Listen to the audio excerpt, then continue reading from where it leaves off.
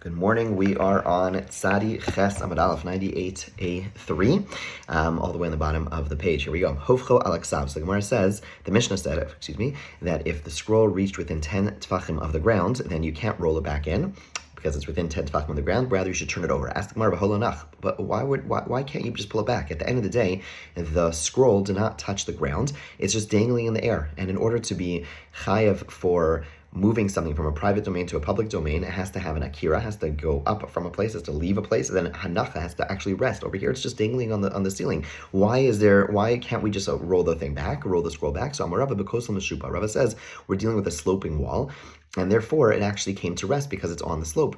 Amalei Abaye says to him, you want to tell us that the wall we're dealing with in the Mishnah is a sloping wall? What about the end of the Mishnah? Even if it's removed from the ground by only a thread's thickness, you're allowed to roll it back. But if we're talking about a slanted roof, which means it could actually come to rest. So it actually is coming to rest. So how does Rabbi Yehuda get away with telling us that as long as it doesn't actually touch the ground, and then you're able to pull it back? At the end of the day, the scroll is actually at rest. Now we're saying in our Mishnah. We're saying that the case of the Mishnah is talking about at rest. So how does Rabbi Yehuda have this really seemingly, this view does make sense, which is that there was an akira from the private domain, and now it's actually resting in the private domain. It's just not touching the ground, but it's touching up the slope, which is right by the ground, which is ground itself. So the Gemara says, no, the way Rava would explain it is that there's missing words, and we have to read the Mishnah like this. When is it so that when the scroll falls within 10 tefachim, when does it apply that you're not allowed to roll it back? Because mashupa, when it is on a slant. Aval, however, 98b1, because mashupa, when the wall is not sloping, meaning it's a regular perpendicular wall, now it's just dangling in the air, then lemala mishlosha go lo etzlo. Then if it's above 3 tefachim, you're allowed to roll it back. Lemata mishlosha hafcha alaksa, but if it's lower than 3 tefachim, then you have to turn it over because it's too close to the ground. And we saw many times before, 3 tefachim is lavud. We treat it like it's on the ground. Okay, and then Rabbi Yehuda, going on that line, Rabbi Yehuda Omer, afilu eina mislik min haaretz to be in an anach lagavi mashu. And then Rabbi Yehuda comes along and argues with that Tana before him and says that even if it's hanging and it's just a pin's thickness from the ground, you're allowed to roll it back. Why? Because Rabbi Yehuda holds that this notion of lavud, when we're talking about Hilchos Shabbos, when we're talking about akira and hanacha, in order to be chayav on Shabbos, it actually has to be on the ground, not enough that it's just dangling in the air, even if it's within 3 tefachim. As this points out the Gemara, there's a problem here. Rava, who is the author of this whole discussion, who's the one who's pushing this whole opinion, he is of the opinion, he said that when something was even if something is within 3 tefachim of the ground, it's not enough to be chayav chatas on Shabbos. It actually has to be falling on the ground. Based on the way Rava is now learning the Mishnah, we actually have a machlokas tonight. You have the Tanakama saying that as long as it's within 3 tefachim, then you're going to be chayav. And then you have Rabbi Yehuda saying, no, it actually has to be on the ground. So that means that Rava, who said that seeming general statement, is actually going within a dispute of Tanaim. So the Gemara says, no, Ela Kula Rabbi Yehuda. Rather, want to say the entire Mishnah is Rabbi Yehuda.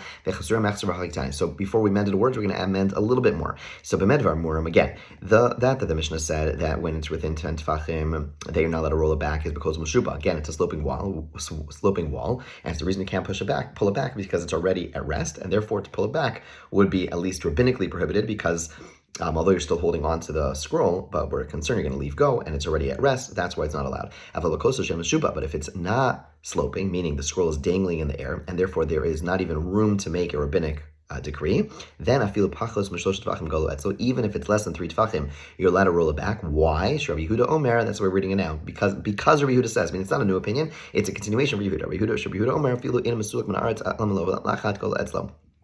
If it's removed from the ground by only a thread's thickness, you could roll it back. My time because everyone agrees that in order to be chayav on Shabbos, you need to be resting on something tangible and not dangling in the air. Okay, new Mishnah. A lot of short discussions as we come to the end of Eruvin. Ziz shelifnei chalon, a ledge which is 4 tefachim wide and 10 tefachim above the ground. Nosin alav v'not l'men of Shabbos. You're allowed to take things out of the window, put it on it, and bring it back in. Okay, now. Okay, says the Gemara, which type of domain does this ledge extend to? if it's the ledge, right? You have a window, right? Imagine there's a window over here and there's a ledge outside. I'm putting things on the window. So if it's hanging over the public domain, we're concerned that maybe things are going to fall off the ledge, and then you're going to go outside and go into the public domain and pick it up and bring it back in. So that shouldn't be allowed. So and you want to tell me it's just like hanging over into my backyard. Pshita, that's obvious. Of course I'm allowed to do that. Why would I not be allowed to do that? Really, we are extending into Rosh Rabbim. Rabbi explains that the things we're putting on it are breakable things, and therefore, even if it does fall off the ledge, we're not afraid you're going to bring it back because it's no longer going to be in existence. Which supports this is a ledge in front of a window, which extends into Rosh Hashanah. You're allowed to put breakable items, plates, cups, pitchers, and flasks. They're usually made of earthenware back then, and therefore they're breakable. And you can use the entire wall, meaning the ledges run on the entire wall, you're allowed to use them. However, the Gemara says, it has to be 10 tvachim or above, because if it's too low, then it's considered part of Rosh Hashanah and no longer an extension of the private domain. And even if there is a situation where there is a ledge and then another ledge under it, meaning still above 10 tvachim, you're allowed to use the lower one, that's fine. And then and then we have chalona. We have this cryptic statement we're going to now analyze, which is that a ledge, you're only allowed to use the ledge which is directly opposite the window. Okay, the Gemara is going to ask, this ledge that you're only allowed to use opposite the window, what's the situation? If there is not 4 tefachim, okay, granted it's makom patur, and therefore there's no issue of putting something on it. However, but still, you should not be able to use it even opposite the window. Why? Because since it's so narrow, if it's less than 4 tefachim, then it's so narrow that it's almost like definite that things are going to fall off, and then you're going to go and even if things are going to break, still it doesn't look good. It doesn't look good that you're constantly putting things there, and it looks like you're taking things in the private domain and putting them in the public domain, because we know things are going to fall off very easily. And if it is 4 tvachim wide, then let the person use the ledge along the entire length of the wall. Why does the Brisa say only let you use it opposite the window? The bottom ledge is 4 tvachim wide, and that's where you're allowed to use the whole thing. The elyon leis be'arba, the upper one, which we're referring to, is not 4 tvachim wide. But the windowsill together with the ledge equals 4 tvachim wide. Therefore, therefore, opposite the window and the ledge, therefore you're allowed to use it, because then you have 4 tvachim, and things are not going to so easily fall off.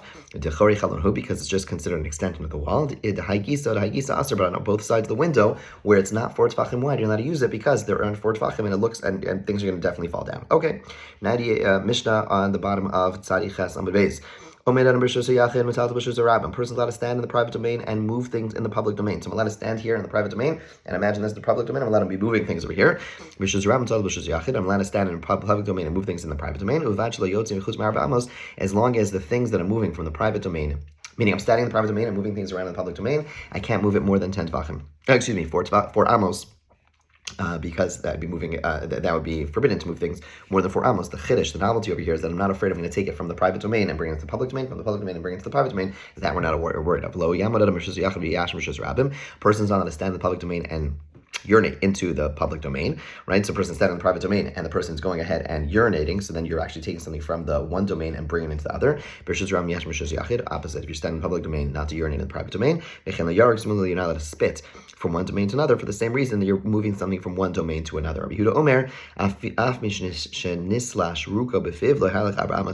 says something wild. He says, when the saliva collects in your mouth, what do you do with saliva? Well, we ideally swallow it, but back in the day, it would be much more common for people to spit it out. People were spitting their saliva much more often. It wasn't seen as rude as it is nowadays.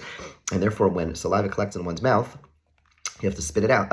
Since it's no longer seen as like part of your mouth, it's something which you're going to spit out. And therefore, Ravita says you're not allowed to walk around with saliva that's collecting in your mouth for 4 amos, because that's like carrying saliva. Okay, pretty amazing. Okay, he says opposite. He has a version of our Mishnah which is opposite than our Mishnah, which says a person is not allowed to stand in a private domain and move things in the public domain. Rav said to Rav Chinana, who taught this halacha, Shavkas, Rabbanan, Vavata, Kirameir. We're going to see soon that this discussion about whether you're allowed to stand in one domain and move things in another domain is machlokas between Rabbanan and Rameir. The version of our Mishnah has it as Rabbanan, has it as anonymous, but Rav Chinana basically, We'll see later on, the Rabbanan and Rameir argue about this. Rabbanan allow it, Rameir does not allow it. So Rav is troubled because he basically takes a version of our Mishnah, which now has our Mishnah going like the version of Rameir, and not like the Rabbanan. 99a1, the Gemara says, "Who suffer me to say for Rameir, Reshanami Rameir." Rav Chinana assumed that since the end of our Mishnah, we'll see soon, it is Rameir. Therefore, he assumed that this Mishnah also should be Rameir, and that's why he amended the text. But he was wrong. Sefer Rameir, Reish Rabbanan. The next Mishnah is going to be Rameir. This Mishnah is the Rabbanan, and again, which would come out with the ruling that a person is allowed to stand in the public domain and move things in the private domain, and vice versa. Okay, we'll pick up on this discussion, God willing, tomorrow.